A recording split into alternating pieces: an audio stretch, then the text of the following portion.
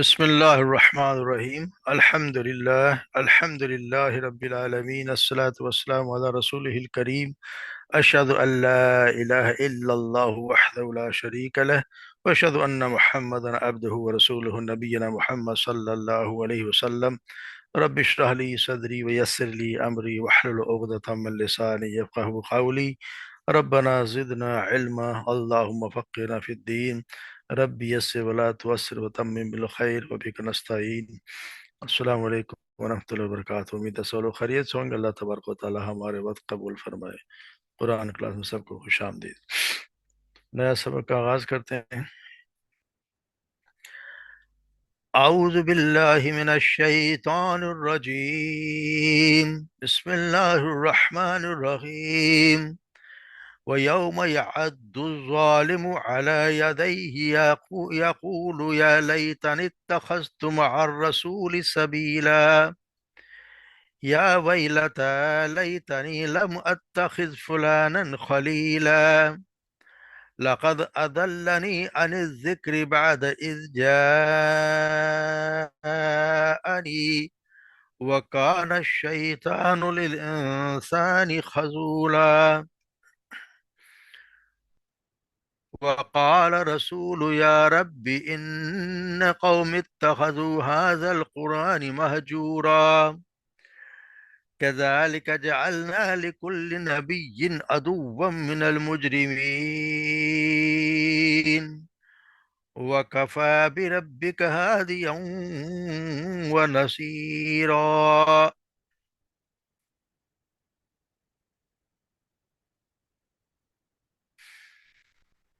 یوم عد ظالم، اس دن چبائیں گے ظالم،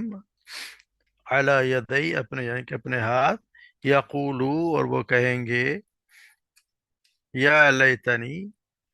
ہائے میرا افسوس، اتخذت مع الرسول سبیلا، میں نے بنایا ہوتا رسول کے، مع رسول، رسول کے ساتھ کوئی راستے، یعنی رسول کے کہنے پہ میں چلا ہوتا۔ یا ویلتا، ہائے میری بربادی، لیتنی، ہلاکت میری، لم اتخذ فلانا خلیلا، نہ بنایا ہوتا میں نے فلاں کو اپنا دوست، اپنا دوست فلاں کو نہ بنایا ہوتا۔ لقد اضلنی، بلا شبہ یقیناً،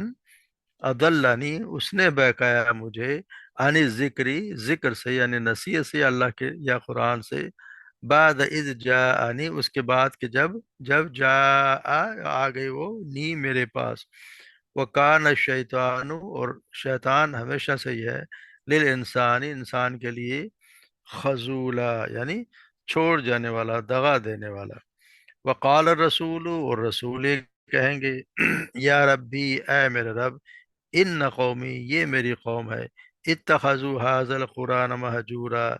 جس نے اس قرآن کو، اتخذوا جس نے بنا لی اس قرآن کو، هذا القرآن، اس قرآن کو، مہجورا چھوڑا ہوا، یعنی چھوڑا ہوا بنا لیا۔ وَكَذَلِكَ، اور اس طرح، جعلنا، ہم نے بنائے، لِكُلِّ نَبِيٍّ، ہر نبی کے لیے، یعنی ہر نبی کے لیے ہم نے بنائے، عدوًا من المجرمین، مجرموں میں عدوًا ایک دشمن،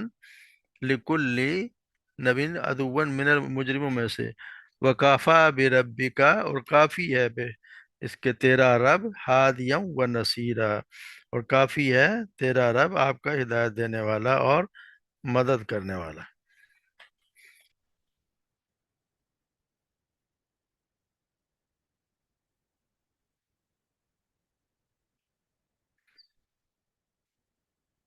تو یہ اس وقت کی بات ہو رہی ہے جب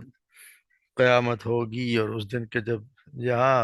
یوم یعض، جب ظالم اپنے دانتوں کو، یعنی جہاں ظالم سے مراد یہاں پہ وہ مشرک ہے جس نے ایمان قبول نہیں کیا، یعنی وہ مشرک جو مکہ میں ہوا کرتے تھے، مشرکوں سے وہاں پہ مراد ہے۔ پھر وہ اس دن جو حسرت اور افسوس اور ندامت سے اپنے ہاتھوں کو دانتوں سے کاٹے گا، دانتوں سے وہ کاٹے گا، کہ وہ پھر وہ اس وقت جب اس دیکھے گا کہ کوئی، کیونکہ ایمان والے خواہ کسی بھی درجے کا ایمان رکھتے ہو، آخر کار جنت میں داخلہ ملے گا، چاہے اس کی سزا بھگت کے وہ جائیں، مگر جنت میں داخلہ مل جائے گا۔ اس وقت کافر ضرور کہے گا کہ میں نے بھی رسول کے ساتھ کچھ ہی راستہ اختیار کیا ہوتا، کسی بھی درجے میں رسول کی کوئی رفاقت حاصل کی ہوتی، تو یہ اس وقت کہے گا، مگر اس وقت کو کچھ کہنے کا فائدہ کوئی نہیں ہوگا، کیونکہ آپ صلی اللہ علیہ وسلم کے طریقے اور آپ کے لائے کھلے حق سے ہٹ کر رسول اللہ صلی اللہ علیہ وسلم کے راستے سے دوسرے راہوں پر چلنے والے اس دن بہت ہی نادم ہوں گے، اور اس وقت تو حضرت رسول سے اپنے ہاتھ بھی چبائیں گے، اس کے لیے چاہے کوئی خاص شخص، جیسے ہم پڑھا ہے کہ عقبہ بن ابی معیط جو آپ صلی اللہ علیہ وسلم نماز ادا کر رہے تھے، اس نے لا کے اور ایک اونٹنی کی ہوجری یا بچہ دانی ان کے کندھے پہ رکھ دی تھی، تو وہ چاہے اس شخص کے بارے میں ہو یا کسی اور کے بارے میں، یعنی حکم ہر اعتبار سے ہر اس جو بھی ہے ظالم شخص کے لیے، یوم تقلب وجوہہم فی النار، یہ جو ہے نا جس طرح ہم پڑھا ہے کہ اس دن ان کے چہرے جو ہیں وہ جھونکے جائیں گے، الٹے الٹے ان کے چہرے الٹے ہو کر جہنم میں ڈال دیے جائیں گے۔ تو یہ اس دن پہ ہر ظالم جو ہے قیامت کے دن پچھتائے گا، اپنے ہاتھوں کو چبائے گا اور شور مچائے گا کہ میں کاش میں نے اپنے نبی کی کوئی راہ اپنائی ہوتی۔ اور پھر یہ بتا دیے کہ آگے وہ یہ بھی کہے گا لا ویلتا یا لیتنی لم اتخذ فلانا خلیلا، کہ ہائے میں نے جو ہے وہ کاش کہ میں نے فلاں کو اپنا دوست نہ بنایا ہوتا، یعنی یہ بھی اس کی وہ یہ بھی کہے گا کہ میں فلاں سے عقیدت مندی نہ کی ہوتی جس نے مجھے راہ حق سے ہٹا دیا، یعنی کہ اس کے لوگوں نے جس کو بھی اس کو ہٹایا ہوگا اس کے لیے تو وہ کہے گا کہ کاش میں نے اس کو دوست نہ بنایا ہوتا تو آج میں رسوا نہ ہوتا۔ یہ اسی لیے بتایا گیا کہ انسان جو ہے وہ یہاں جس کو بھی وہاں پہ وہ یہاں پہ تو اس کی دوستی ہے، یہاں مسئلہ ہے کہ فلاں کو دلی دوست نہ بنایا ہوتا۔ تو یہاں پہ اللہ تبارک و تعالیٰ نے کسی کا نام لینے کی بجائے ہر شخص کے کہ دلی دوست کے لیے فلانن کا لفظ استعمال کر لیا کہ فلانا کو میں نے دوست نہ بنایا ہوتا۔ اسی سے معلوم ہے کہ انسان کو دوست بھی خود سوچ سمجھ کر ہی بنانا چاہیے، جیسے آپ سے فرمانا ہے کہ الرجلی علی دین خلیلہ فلینظر احدکم من یخالل، یعنی کہ آدمی اپنے دوست کے دین پر ہوتا ہے، اسے تم میں سے ہر ایک کو دیکھنا چاہیے کہ وہ کسے دلی دوست بنا رہا ہے، یعنی کہ اس کا دلی دوست بناتے اس کو سوچنا چاہیے کہ کس کے دو دوست بنا رہا ہے۔ اس کی مثال آپ سے سنی دی کہ جیسے نیک اور برے دوست کی مثال کستوری والے اور بھٹی دھونکنے والے کی مانند ہے۔ کستوری والا یا تو تمہیں تحفے کے طور پہ کچھ دے دے گا، یا تم اس سے کچھ خرید لو گے، یا پھر تم اس سے اچھی خوشبو ہی پالو گے، اور بھٹی دھونکنے والا یا تو تمہارے کپڑے جلا دے گا یا تم اس سے بدبودار دھواں ہی حاصل کرو گے، اس سے تو کچھ بھی حاصل نہیں ہوگا۔ تو اسی لیے کہتے ہیں کہ دوست میں انسان کو بنانا دیکھ کے بنانا چاہیے، دوست سے انسان پہچانا جاتا ہے، اور پھر دوست کو اگر برا دوست ہے جس نے اس کو بہکایا ہوگا تو پھر اس دن بہت خواری ہوگی۔ جیسے ہم جانتے ہیں کہ آپ صلی اللہ علیہ وسلم کے چچا عبد المطلب ان کے بھی جب انتقال ہونے لگا تو آپ صلی اللہ علیہ وسلم ان کے کان میں کہا کہ چچا جان میرے کان میں لا الہ الا اللہ پڑھ لو، میں اللہ کے سامنے تمہاری آپ کی سفارش کروں گا۔ مگر وہ جو سردار تھے یا ان کے دوست تھے قیدی یا سردار جو تھے انہوں نے واڑے آ گئے کہ تم ڈر گئے ہو عبد المطلب کے دین کو چھوڑ دو گے، تو انہوں نے ان کو قبول نہ کرنے دیا تھا۔ ایسے دوستوں بھی وہ اس ذلیل و خوار کرا دیتے ہیں۔ تو یہاں پہ یہ بتایا کہ ایسے دوستوں سے پھر اس دن توبہ کرے گا، کیونکہ اس نے لقد اضلنی عن ذکر بعد اذ جاءنی، کہ اس وہ کے دوستوں کے لیے کہے گا کہ یہ وہ لوگ تھے جنہوں نے یہ اس نے مجھے نصیحت سے گمراہ کر دیا اس کے بعد جب کہ وہ میرے پاس آ گئی تھی۔ اور شیطان کا تو کام ہی ہے، ہمیشہ چھوڑنے والا ہے، وہ تو ہمیشہ دھوکہ دے کے چلا جاتا ہے۔ تو یہ ہوگا یہ کہ وہ کہے گا کہ میرے پاس تو کامل نصیحت آ گئی تھی، مگر اس دوست نے مجھے اس کو قبول کرنے سے بے راہ کر دیا، تو اس نے مجھے جانے نہیں دیا۔ تو یا شیطان کے لیے بھی شیطان کا ہر وہ خبیث شخص ہوتا ہے جو حق سے دور ہو، خواہ انسان ہو یا جن ہو، کیونکہ شیطان دونوں ہی میں پائے جاتے ہیں، شیطان جو ہے وہ انسانوں میں بھی ہوتے ہیں اور جنوں میں بھی ہوتے ہیں، انسان تو یہی ہیں۔ تو اسی لیے ان کو بتایا کہ یہ چاہے کسی بھی شکل میں ہو یہ ہمیشہ چھوڑ کے جانے والا ہے، یہ نہیں کہ یہ ہمیشہ آپ کو وقت پہ دھوکہ دے گا، ایسا ہو ہی نہیں سکتا کہ شیطان آپ کا دوست ہوگا اور آپ کو اس پہ چلائے گا، تو ممکن ہی نہیں۔ اس لیے کہ خود شیطان جو ہے وہ تو انسان کو رسوا کرنے والا ہے، وہ تو اس سے نہ حق سے بلاتا اور حق سے ہٹا دیتا ہے۔ شیطان کا تو کام ہی ہے کہ وہ کسی طرح سے دشمنی اللہ نے بتا دی کہ تمہارا کھلا دشمن ہے اور تمہیں وقت پہ دگا دے گا، جیسے ہم پڑھ رہے ہیں کہ سورہ بدر جب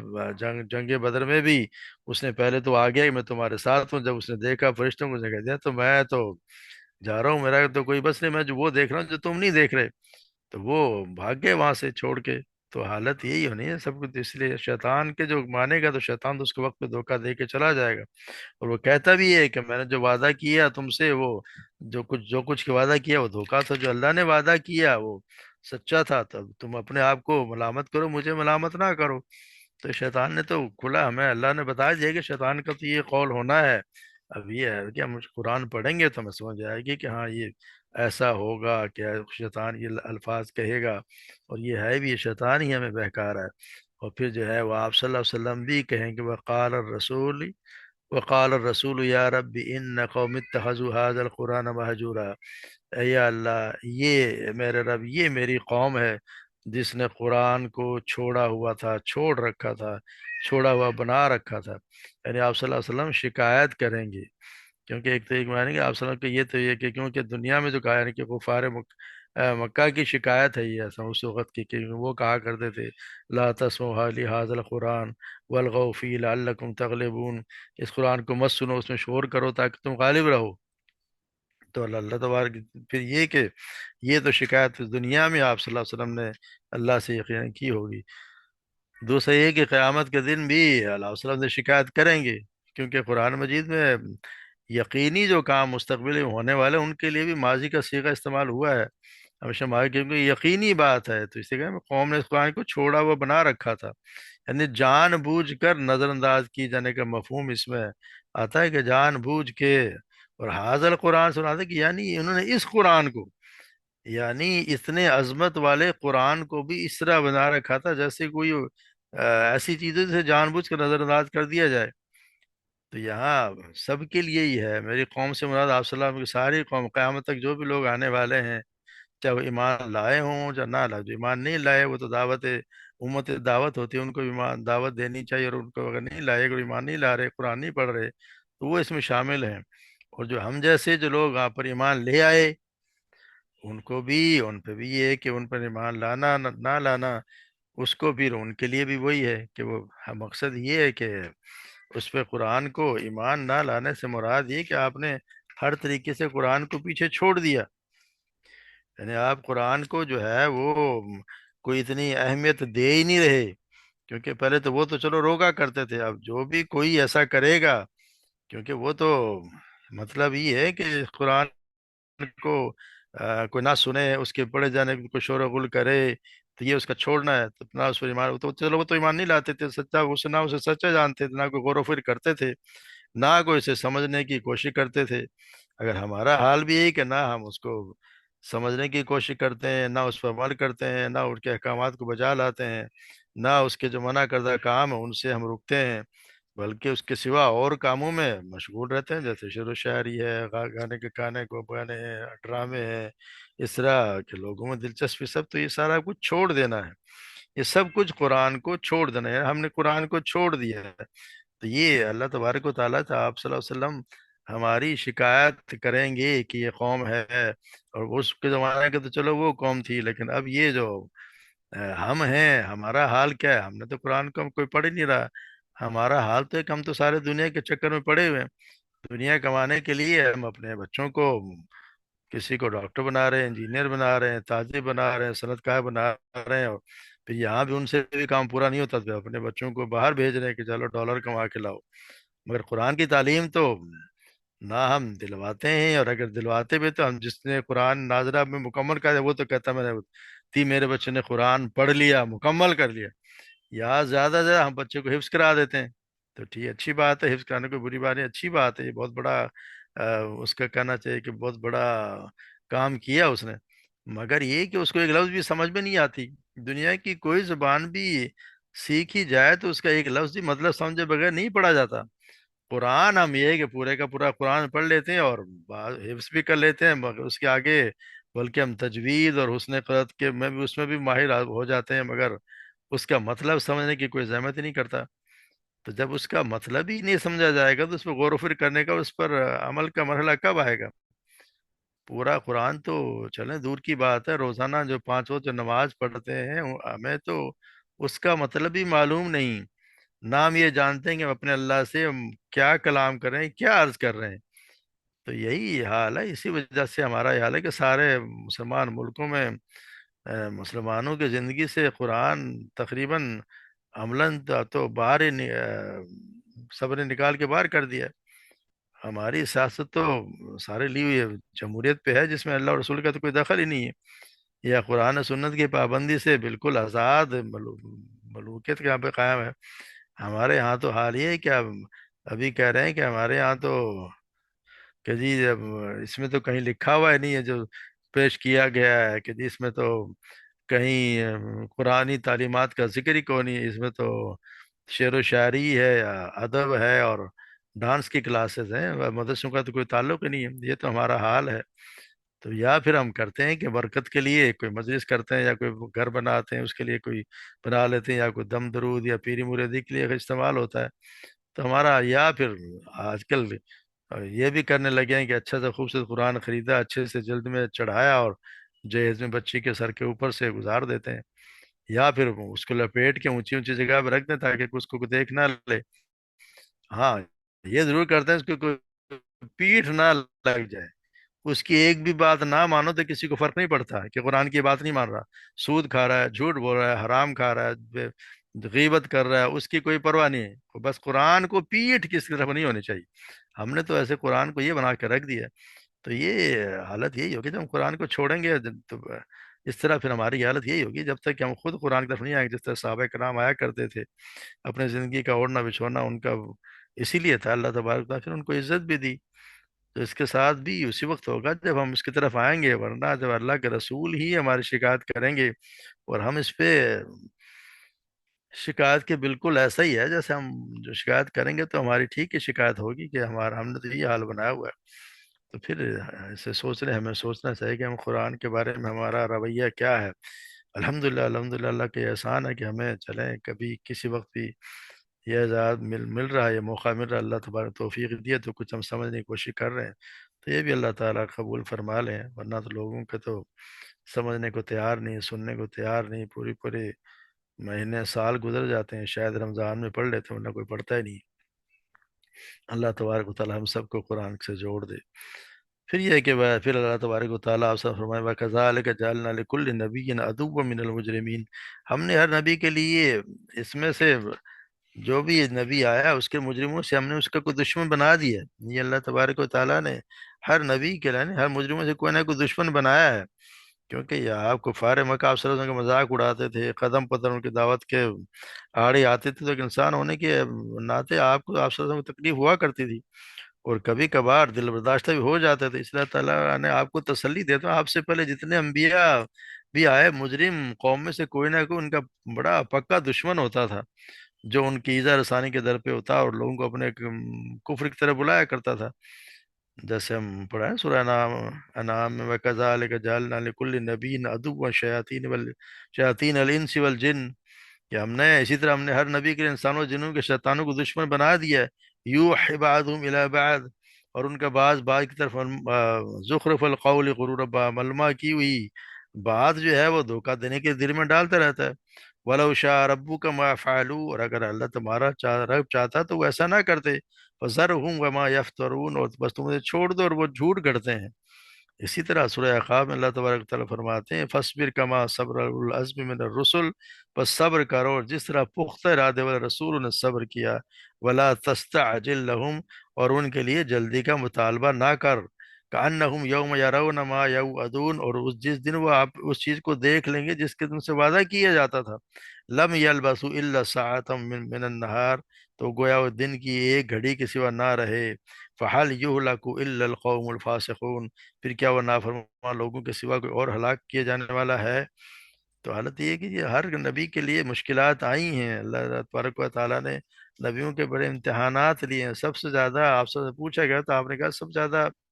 مشکلیں تو نبیوں پہ آئی ہیں، نبی سے زیادہ تو اللہ تبارک و تعالیٰ نے کسی کو نہیں آزمایا، اگر اتنی کسی اور پہ آتی تو وہ تو کبھی کا اللہ جانے کیا سے کیا ہو جاتا،